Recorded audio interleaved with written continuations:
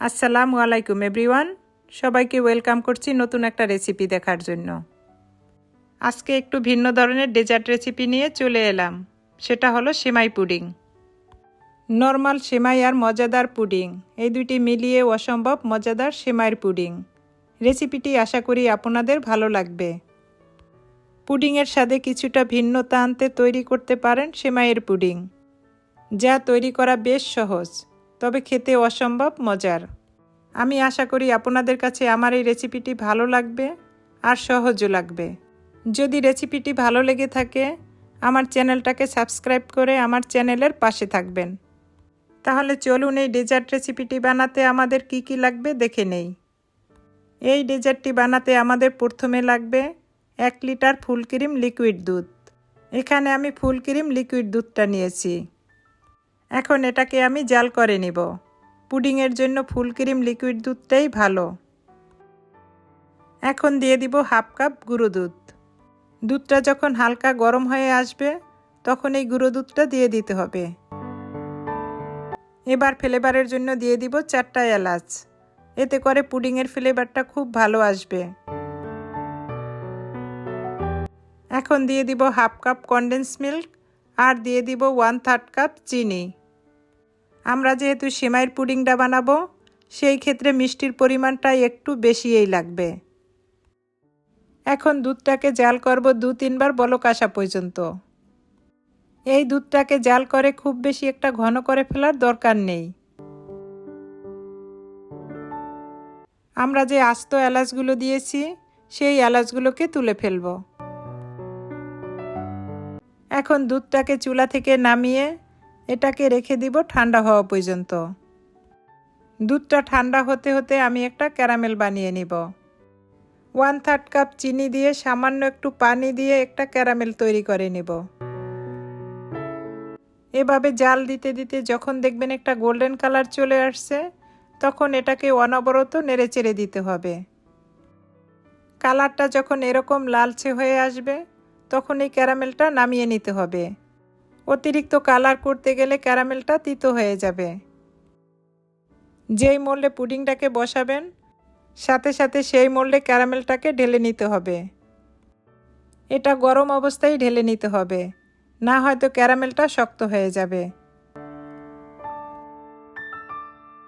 এবার বাটিটাকে এভাবে ঘুরিয়ে ক্যারামেলটা চারিদিকে লাগিয়ে দিব।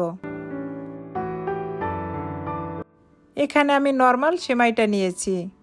এখন সেমাইটাকে একটু হাত দিয়ে এভাবে চাপ দিয়ে ভেঙে নিতে হবে।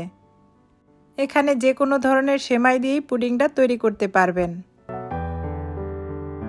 এখন এই সেমাইটাকে ভেজে নিব। এই জন্য এখানে একটা ফ্রাই প্যান বসিয়ে 1 চামচ ঘি দিয়ে দিব। ঘিটা যখন গলে আসবে তখন সেমাইটাকে দিয়ে দিব। এই পর্যায়ে চুলার জালটা একদম মিডিয়াম টু লোতে রেখে সেমাইটাকে ভেজে নিব। চেষ্টা করবেন সেমাইটাকে ঘি দিয়ে ভেজে নেওয়ার জন্য, এতে করে পুডিংয়ের ফ্লেভারটা খুব ভালো পাওয়া যাবে। সেমাইটাকে ভেজে খুব বেশি শক্ত করে ফেলার দরকার নেই। এরকম একটু লালচে কালার চলে আসলে সেমাইটাকে নামিয়ে নিতে হবে।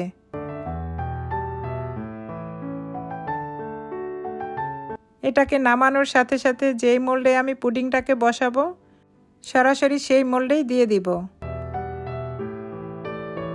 সেমাইটাকে ক্যারামেলের বাটিতে এভাবে ছড়িয়ে দিয়ে দিব।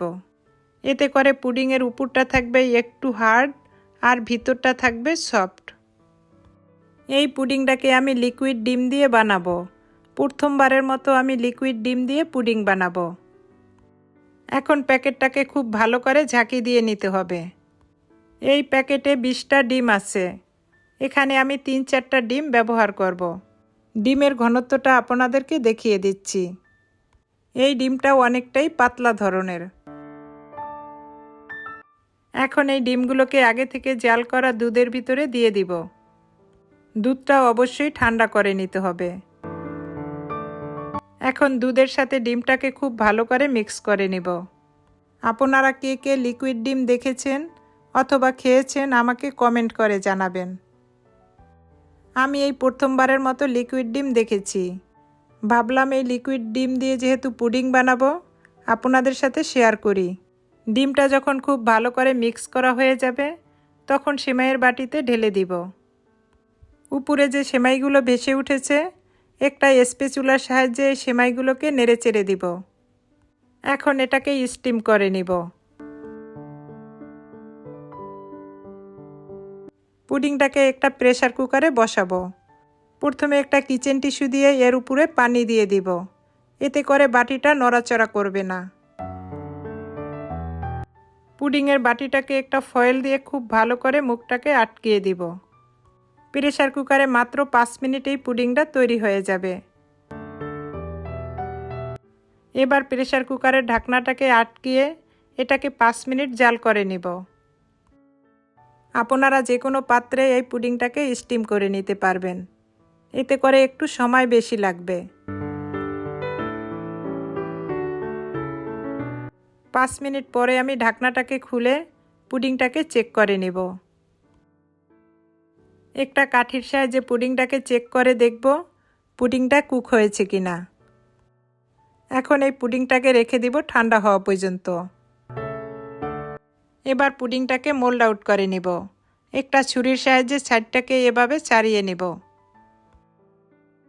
এতে করে পুডিংটাকে মোল্ড আউট করতে বেশ সুবিধা হবে।